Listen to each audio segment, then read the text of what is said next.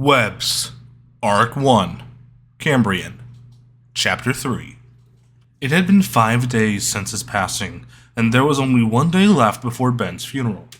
May and I had spent the entire time mourning and getting the funeral plans together. She handled reaching out to family and friends, sending invitations and the like. I took up the task of getting things arranged with funeral services. It was all handled now, so I found myself with a day of free time. Along with that, I finally had time to self-reflect, and I wasn't very happy with the person I'd become. I'd gotten powers, and what had I done with them? I told jokes and brushed off any opportunity to do some real good with them, the moment any came my way. You are capable of being so much more than a joke. Ben's words echoed through my mind and hit me like one of Deathkiller's skulls to the chest. He was right. Spider-Man had been envisioned as nothing more than a joke, and I couldn't be that kind of guy anymore. I would think of some other theme or costume to wear when I needed to use my powers. I knew too well now that I had a responsibility. I'd brushed Ben off when he said it before, but I knew now what his words had meant that night. Anything I could do with these powers to help others, I had an obligation to do it, simply because I could and someone should. Those thoughts led me to stare blankly at my computer screen on my PHO account. It was all this Spider-Man crap's fault. Me being an absolute fuck-up is what caused Ben's death. I wanted to throw all this stuff down the drain, let it sink down into the depths and out of my life forever. I hovered over the delete account button with my mouse. Goodbye, Itsy Bitsy. I clicked delete, and a window popped up. Are you sure? I went to click the yes, I'm sure response. May suddenly knocked on my door. I jumped, jerking the mouse away from the response window, and when I did, I accidentally clicked down and was taken off the window. My account deletion was now stalled, it seemed. I stood up and moved away from the computer. May and I had settled into giving the other their own space to grieve outside of funeral planning, so it surprised me to have her come knocking before the afternoon. Peter, that boy is here. She said the word boy with barely concealed irritation in her voice. There was only one person I knew that my aunt could talk about with such contempt. I tried to shoo him off, but he says he has your schoolwork. He also said that he's been leaving you alone now. Is that true? She sounded so tired. None of this had been any easier on her, and now the kid who threw tomatoes at our window in the 4th grade was showing up at our door the day before her husband's funeral. Yeah, I replied. Flash and I are... I couldn't actually call him a friend. He's been a weirdly supportive presence, but I don't know if I'd ever be willing to call him my friend. We're at peace, I guess. That's good. The war is over. Woohoo! Her voice had relaxed. I think she needed some kind of good news. Her woohoo still came out as the most low-energy exclamation of excitement produced by a human. Alright, I'm coming out. I'll, go get my homework. This Flash thing was so weird to get used to. May patted me on my back as I left my room. I was quick to shut the bedroom door behind me. I didn't want Aunt May to see any of my left-out tinker tech. I left my home and awkwardly waved at Flash. He was standing outside his dad's little pickup truck he was always driving around. Parker! Once I reached him, Flash pushed a stack of papers into my chest. You'll have to ask your girlfriend for the stuff from your physics class. She told Mr. Coulson I was going around taking your schoolwork to fuck with you. I frowned. There were 2 things wrong with that statement. I don't have a girlfriend. He shrugged. Your friend that's a girl then? He amended. Cindy? Cindy was trying to defend me from Flash? I thought I'd told her we were peaceful now. Why did Cindy think you were trying to prank me? I asked, and was getting a little annoyed with how much Flash liked to shrug. Dunno, probably because I told people that's what I was doing. I glared at him, and he decided to spite me by shrugging again. I have a reputation. It's why I'm able to look out for all the nerdlingers like you now. I can't keep that reputation if people know I'm not actually fucking with anyone anymore. Flash spoke with usual unwavering confidence. My confusion about what a nerdlinger was aside, had Flash said all of and like me?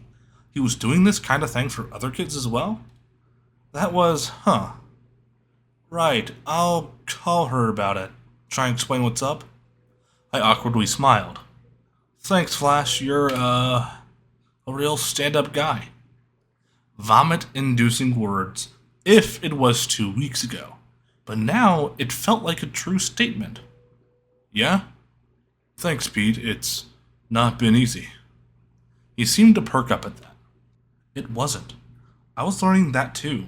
How hard it was to be a better person. I nodded at him. I get that. There's a lot of stuff I need to make up for too. I had a great responsibility to fulfill. One that I was only just now learning to live with. Flash gave me a look that started with a bit of concern, then turned into something resembling, what was it? Pity? Look, Parker, I don't know everything that's going on in that egghead of yours, but you aren't a bad guy. That statement was followed by an awkward air of silence until Flash turned around to get into his dad's truck. I'm out of here. I'll bring your homework next week too. Just tell your girlfriend to let me bring your physics shit too. She's not my... Yeah, whatever. See you around, Parker.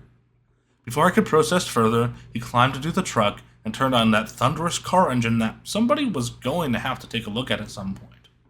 After he left, I pulled out my phone and dialed Cindy's phone number. I had gotten it from her last time we were at school. I had just been too nervous and then later too busy grieving to call her.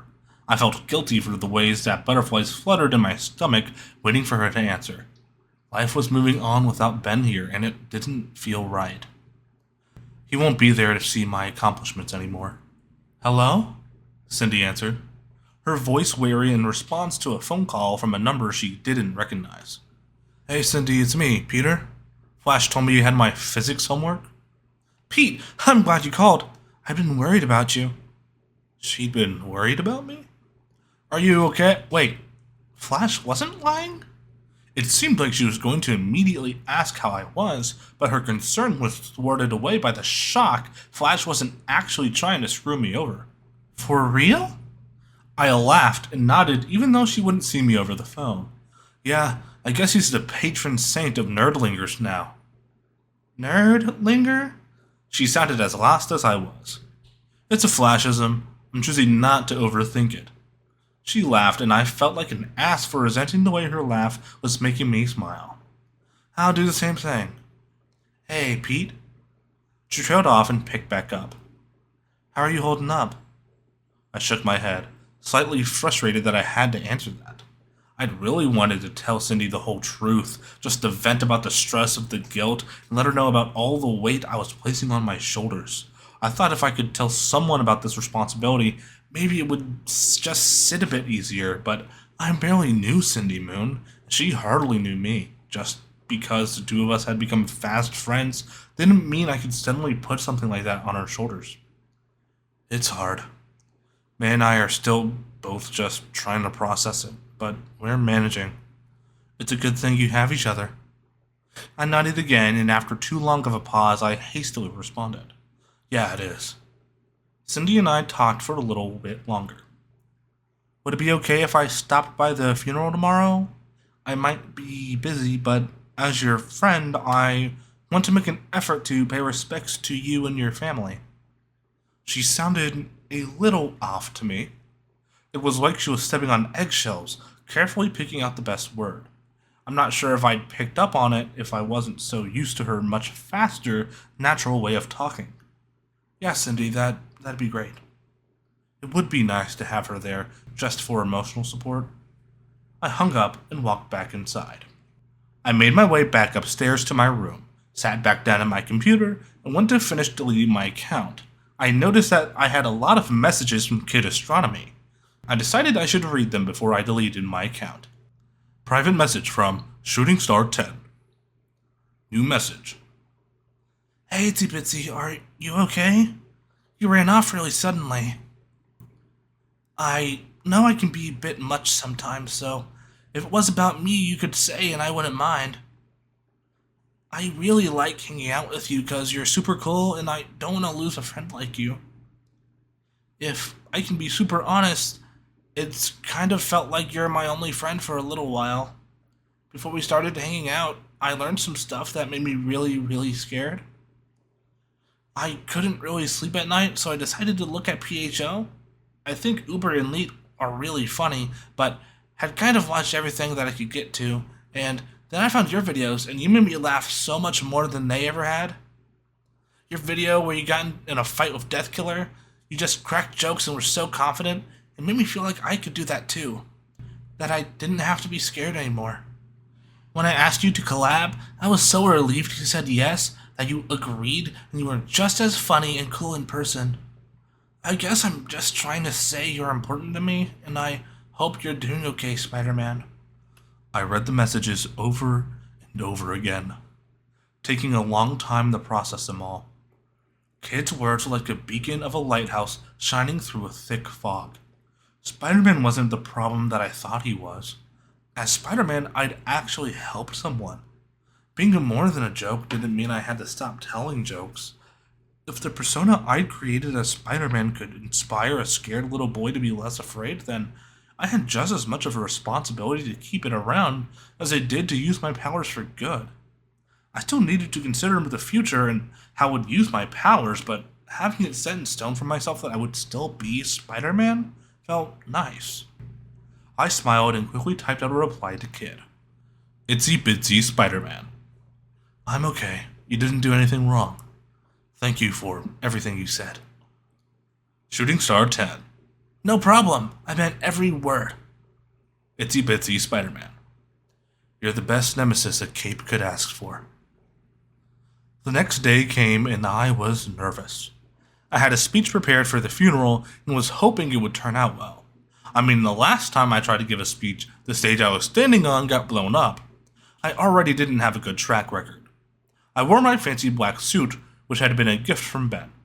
I'd worn it to the Oscorp competition, and it seemed to be some great ironic destiny that it would be worn again for this tragedy as well. May and I had arrived early. Ben had wanted an open casket funeral, and since we were his immediate family, we came to get our private moments before services began. The way the mortician had been presented, he looked good. May and I had our time to cry on each other's shoulders, and then collect ourselves before guests began to show up. The first few were some distant family members that I almost never interacted with, so I had a few awkward conversations there. One of the first people to arrive that I hadn't recognized was a tall white man with blonde hair that was halfway on its way to gray. His hair looked almost silver, draped in the sunlight he stood beside. He was wearing a navy blue suit, his police badge clipped to the left side of his suit jacket. Officer? I straightened up immediately. I knew there were people looking into Ben's death, looking to arrest the man who'd killed him. Relax, son. I'm just here to pay my respects. Right. My shoulders eased up as I let myself relax again. You knew my uncle? I asked him, and the man seemed to scan me over with his eyes. You're Peter? I nodded. I went to college with your uncle when he got that philosophy degree. I never heard anything about a philosophy degree. Ben had one of those, a philosophy degree? The man nodded. Yeah, I'm sure he wished he could have gotten more use out of it, but I think he was happier being an electrician. It felt nice to learn more about Ben. It was relieving that I could still do that even when he was gone. It's nice to meet you. I held out my hand and trailed off.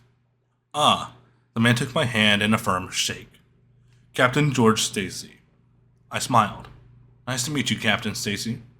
George! Another man, one I also didn't recognize, came up to talk with George. He was dressed in a tan suit, which complemented the man's darker skin. On second thought, I did recognize this man. Robbie Robertson? I asked, a tiny bit starstruck.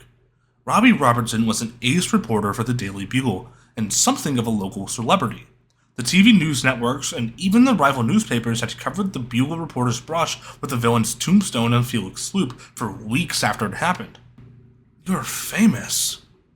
The man shook his head. I'm locally famous. There's a big difference. You can say my name outside the city, and it doesn't have the same pizzazz. I held out my hand for him to shake. I'm Ben's nephew, Peter. He mentioned once that he knew you, but he never mentioned how. Robbie took my hand and smiled. I had this column called Hometown Heroes, Jonah had hidden it in the back of the paper, but it did alright. He shook his head, so fed up with whoever this Jonah was that the very memory of his antics still exasperated him. I'd speak to people in the park or on Times Square, and your uncle's name never stopped coming up as a suggestion. It got to the point I think I ended up interviewing him 4 times for that column. George and I both laughed. The police captain's hand smacked down on his knee. I remember that. He called me once just to ask how many times you had to be lauded as a hero in the paper before you could call it harassment. George and Robbie both burst out into laughter. I was distracted noticing the 2 men May was speaking with. Danny and Max were 2 of Ben's union buddies from other cities. Maxwell Dillon managed the electricians' union in Boston, while Daniel Hebert managed both the dockworkers and electricians' union in Brockton Bay. The 3 of them had had this sort of 3 cities alliance thing going on for years. Ben had actually taken me in May with him to the funeral for Danny's wife Annette years ago. I excused myself away from George and Robbie, then walked over to where Aunt May, Danny, and Max were talking. No, not for a second. Danny was finishing up a sentence. His words must have served as a wild response because Max looked like his eyes would fall out if he opened them any wider. Max had that kind of bug-eyed face some people had, short eyelids that made any expression look cartoonishly wide. He'd shaven his head bald recently. I thought it looked good on him. Oh hey, Pete is here, Max coughed out. Yeah, I muttered awkwardly. Hey kiddo. Danny's voice was soft and tired as he ruffled my hair. He was a lanky guy with glasses that kind of reminded me of myself sometimes. I think you might be as tall as Taylor now. Taylor was Danny's daughter. She was my age and had always been a few inches taller than me. Really? Did she come with you? I kind of wanted to see that for myself. Danny hummed out. He pointed out the door of the funeral home. She's out on the stairs reading a book. May put a hand on my shoulder and gave me a nudge in that direction. Why don't you go catch up with her? They were being really pushy, but I could respect wanting to keep some conversations to themselves. I went outside and sat down on the stairs. Taylor and I were maybe the same height now, at least where we were both sitting down. Hey. She jumped slightly as I sat down. I didn't remember her being this skittish. Hi. She turned back to her book, and I let her. I didn't want to force a conversation if she didn't really want to have one. I saw a figure in the distance approaching the funeral home, couldn't really make them out except that I could see them pause, then turn around. Ben was nice. He didn't deserve that. I turned back to look at her, but her face was still buried in the book. Thanks. Neither did Annette. She let out what sounded like a sob. We were hardly close, but some instinct took over and I put an arm over her shoulder. She flinched, and I thought she'd scoot away. Instead, she pressed into my side. Life's not fair, she hiccuped, and I realized something now that we were closer. I know.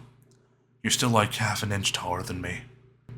We laughed, and she punched me in the shoulder. I pulled away from her. Are you going to be okay? She narrowed her eyes at me, glaring from behind her glasses. It's your uncle's funeral. You shouldn't have to ask me that. I shrugged like Flash had the other day. I was starting to see why he did it so much.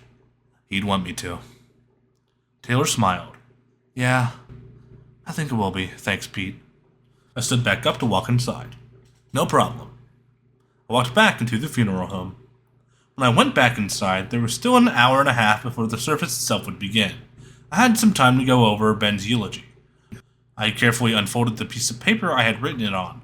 I began reading through the speech for what might be the last time before I had to deliver it. A crackle of static sounded off, and I looked up to see Captain Stacy grabbing his walkie-talkie. Watanabe? Is that you on the line? Can this wait? Garbled from a poor signal, a woman's voice came out. No time, Captain. The Caradine bus has gone sideways. We need you here. This sounded serious.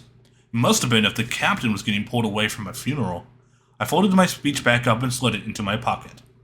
I'm on my way. George walked over to May before he left. Work's calling me. I'm sorry I won't be able to stay for the service. My aunt patted him on the shoulder. No need. Ben would be livid if his funeral got in the way of someone helping people. She shooed him off towards the exit. Hearing her words convinced me of my own course of action. "Hey, Max!" I raised my voice, calling to one of the first people I saw that I trusted to talk to my aunt for me. "Yeah, Pete?" He looked concerned. I gave him the best excuse I could think of on the fly. "I left my speech at home. I need to go grab it. Can you tell May for me?" Max shot me a suspicious look. Crap. "Weren't you just—" I didn't let him finish that thought. "Really gotta run. Thanks, bye." With that said, I ran out the doors of the funeral home's entrance. I passed Taylor again as I did so. "Pete, where are you?" I didn't want to stop. I needed to quickly get out of here so I could follow after Captain Stacy. If something dangerous was going on, Spider-Man had a duty to help. "Left my speech at home." She watched me run off. I think I heard her yell, "Good luck," but I was a bit of a distance at that point. I dashed into an alley, then pulled my mask and gloves from my suit and pants pockets respectively. No time to fully suit up all the way. My harness was on under my shirt and suit jacket. I pulled off the suit jacket and whipped it to a corner wedge a few feet off the ground. Now, looking as different as I had time to, I pulled myself up onto the rooftops. Using the zoom feature of my mask, I found Captain Stacy's police cruiser. Leaping off the side of the building I'd been using as a vantage point, I began swinging after him. I wasn't sure exactly how I was going to handle this. The police sometimes worked with heroes on TV, but wasn't that usually only when things turned out to be parahuman related? Even if they wanted to work with me, could they? Would the officers get in trouble for letting a relatively unknown independent cape interfere? I followed the cruiser to Bushwick. Seeing a warehouse surrounded by police vehicles, I swung up ahead of the captain over to it. I perched down on a nearby building, the closest I could get to without risking my landing being heard. One of the officers spoke with enough volume I could hear him from where I was perching. "This guy's ridiculous. He wants protection? This isn't how you get it." Protection from what?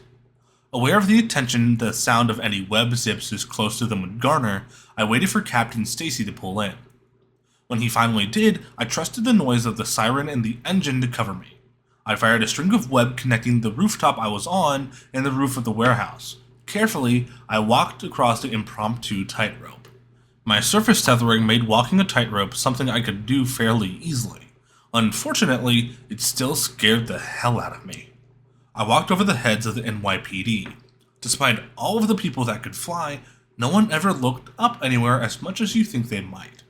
Having made it to the warehouse, I listened to the cops as they gave a rundown to the just arrived Captain Stacy. Perpetrator has been identified as Dennis Carradine, an alleged associate of Wilson Fisk. Fisk, as in the Kingpin?